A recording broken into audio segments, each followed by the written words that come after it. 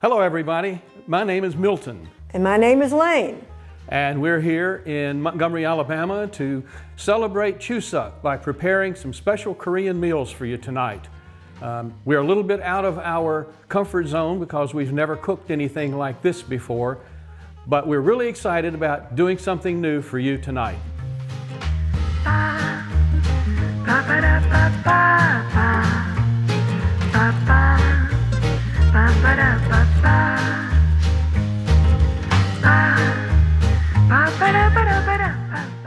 So, in making our kimchi jjian tonight, or our kimchi pancakes, we're going to be using these ingredients. First of all is the special flour used to making Korean pancakes. Additionally, a main ingredient in nearly all Korean meals, and especially this, is kimchi, which you see here in this platter as well. Delicious, wonderful kimchi. And then squid. We're going to put squid in our pancakes tonight. In addition to these ingredients, we're going to add some soy sauce, some pepper, ground pepper, some sesame seed, a little sugar, some pepper paste, and my favorite, soju. We have chicken pieces, we have thighs and legs, we have green onions, we have a whole onion we will chop, we have zucchini, carrot, we have a potato, and we have peppers. And I'll share some of my sesame oil with you. And we will have sesame oil as well. First of all, we remove the fat, which we have already done, and then we pour in milk and let it marinate in the milk for 20 minutes before we are ready for the next step.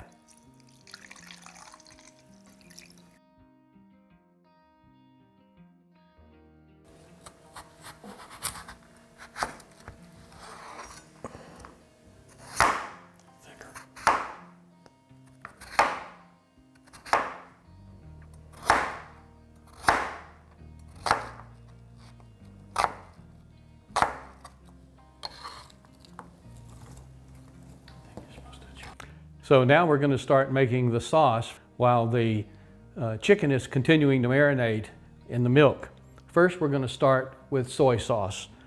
Pour that into our bowl. And after that comes our pepper paste. Make sure we get every bit of it out.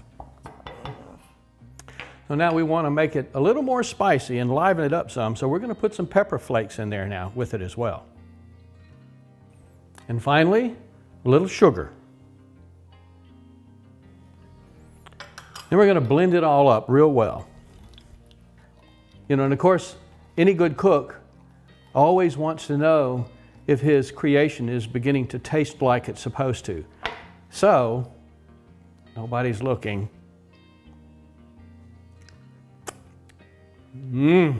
Yeah, that's getting there.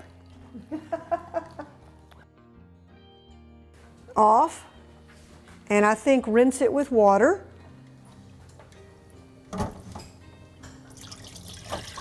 Pouring the milk off the chicken and wash it with water.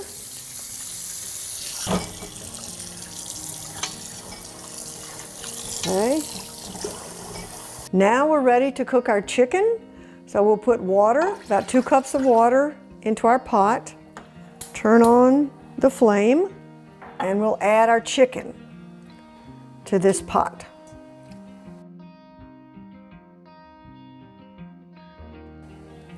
All right, we have the chicken in there. So now we will add the vegetables. We will add our sauce after it is cooked for a little while. And maybe we should put a top on it. This will make it cook a little faster and better. So now we have to wait.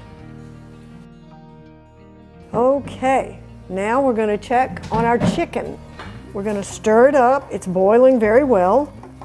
We're going to stir it up some and mix it.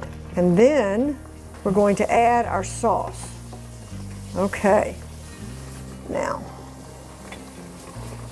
put the sauce in. We'll have to mix it up again. but we're going to put this sauce in there, making it really spicy and good. So, yes, changing the color. So let's stir it up, mix all the sauce in. It looks like chicken with a lot of red in it, and it's not mixed yet. So we're going to put the top back on, let it cook a little bit more, and we just have to wait.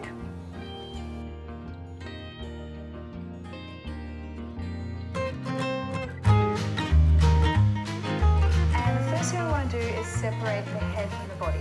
So be gentle here. There is like... Okay, we are going to try to separate this squid. We've never done this before. Hold it right here. It doesn't want to come out. This is really interesting. It's a two-person job, it looks like. Yes. Don't twist it and break the ink sac. This is squid. So this squid is being a little difficult. There, okay. Ta-da! Now we have this. So we want to cut the tentacles off. So we will cut it right here. So we're cutting the tentacles. It does, it feels right. And so I will go ahead and cut this into pieces and slices as well.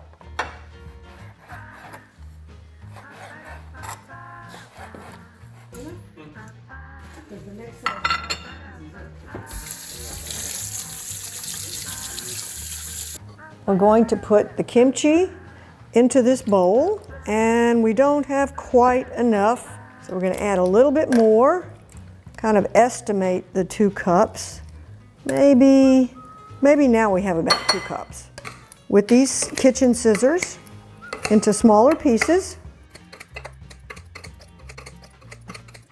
Now we're going to add the squid, put it in here. Now we're going to add about 2 cups of the flour. Then the red pepper, once again. And we're going to start stirring it. Mix it up. Carefully mix it up. You don't want to over stir it. So here we go. Try to blend it all together.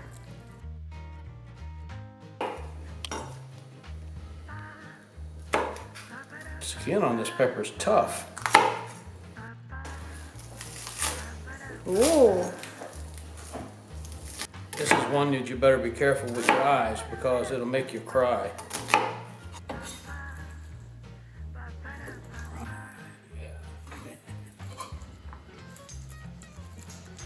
Okay. Now we need to mix all this up. We may have to put a little more water in there because it's pretty thick. Now we're going to cook the kimchi jjigae. And I'm going to put some oil into the pan, let it heat a little bit. So we'll go ahead and get some of the batter in there. Put here. Now we have to smooth it all out. Okay. Omelet time. We have an omelet.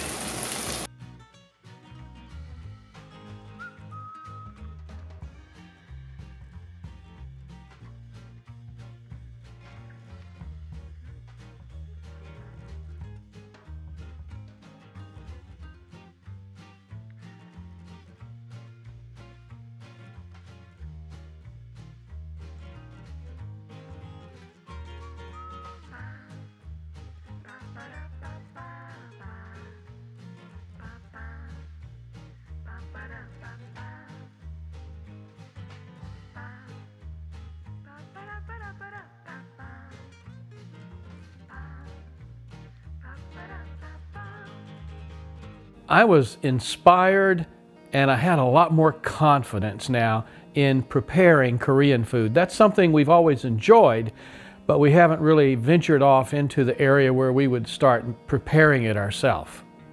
When I first had kimchi pancakes, I love them, and that's always been a favorite of mine. And apparently it's a very, very healthy dish. Yes. So we've come to appreciate that too. One of our Korean friends had to go to the hospital and had some surgery and had to have some strong antibiotics.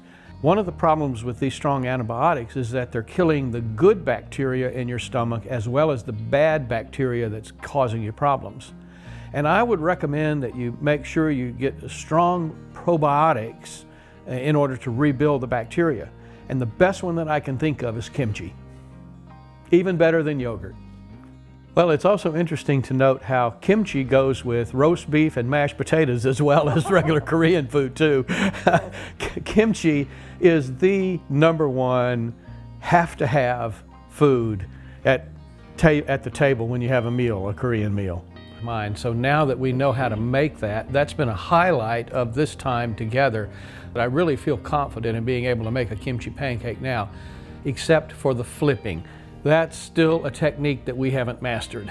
But we will work on that. That will be the next thing we do. We'll work on that. Confidence in, particularly with the kimchi pancake. I've seen it made. We've eaten it a lot. And I thought we did a pretty good job today. It wasn't perfect. We ended up with a kimchi omelet instead of pancake, but it still tasted good. So for me, the best part was eating. And learning, seeing that we could do it, like Milton said earlier, learning that it's not quite so hard, and maybe you can even be a little creative in what you do, kind of put the things in that you like. So we'll probably do some experimenting when we do a kimchi pancake, and maybe put different things in. Yeah. Regarding the preparation of the food, most of it was fairly straightforward, except that squid. That was a challenge. We've never even dealt with a squid. I like squid. I don't think we can find squids very fresh and regularly here in this part of Alabama. No, probably not. We understand that every culture is different and they have their own way of doing things, and we accept that. We accept that. We like the community aspect of Korean food where everybody shares in the same bowls. I don't think that would go over well in America. No.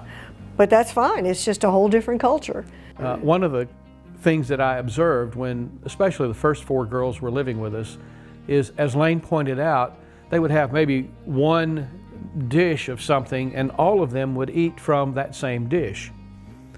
So I asked them, I said, well, how do you manage if you've got somebody who wants to eat a lot more than their share?